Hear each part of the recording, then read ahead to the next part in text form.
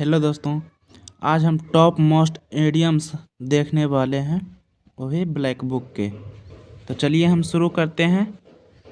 ये रहा आपका पहला idiom, red letter of the day. Red letter of the day मतलब होता है एन इम्पोर्टेंट डे। मतलब कि जब हमारा कोई इम्पोर्टेंट काम होता है, जिस दिन को रहता है, उसको हम रेड पेन से या फिर किसी रेड कलर से हम उसको साइन करते हैं या फिर उसको हम घेरा लगाते हैं। ये हो गया हमारा रेड लेटर डे, मतलब कि एन इम्पोर्टेंट डे, एक महत्वपूर्ण दिन जिसको हम कहते हैं। और हमारा अब आता है दूसरा नंबर, गिफ्ट ऑफ द गैब एबिलिटी टू स्पीक एलिक्वेंटली।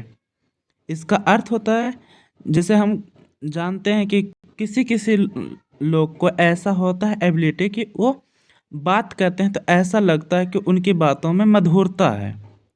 तो ये जो एबिलिटी है उसको हम कहते हैं गिफ्ट ऑफ द गैब।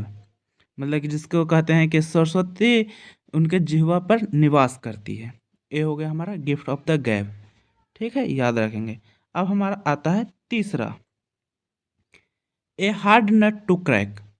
ए हार्ड नट टू क्रैक का मतलब होता है ए डिफ़िकल्ट टास्क या फिर ए डिफ़िकल्ट पर्सन।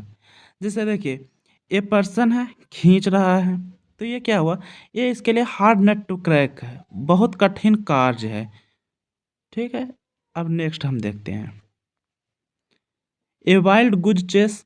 ए वाइल्ड गुज चेस हुआ कि कुछ ऐसा काम करना जो निरर्थक हो, जिसका कोई अर्थ ही ना हो, फुटाइल सर्च हो। जैसे कि आसमान में सीढ़ी लगाना, जैसे ये व्यक्ति आसमान में सीढ़ी लगाने की कोशिश कर रहा है। ये हो गया हमारा वाइल्ड गुज चेस। हमारा लास्ट जो है वो है face the music. Face the music, face the music मतलब ये नहीं हुआ कि हमें संतुष्टि प्राप्त हुई या फिर कुछ प्राप्त हुआ, नहीं। इसका मतलब हुआ कि हम पनिश्ड किए जा गए हैं, एक्सेप्ट द ब्लेम, गेट रेप्रिमेंडेड। मतलब कि हमें किए का जो परिणाम है वो हम भुगतेंगे, उसे हम कहेंगे फेस द म्यूजिक।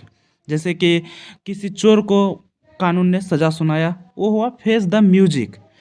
इसका मतलब ये नहीं समझिएगा फेस द म्यूजिक मतलब गाना सुन रहा है, ऐसा नहीं इसका अर्थ है।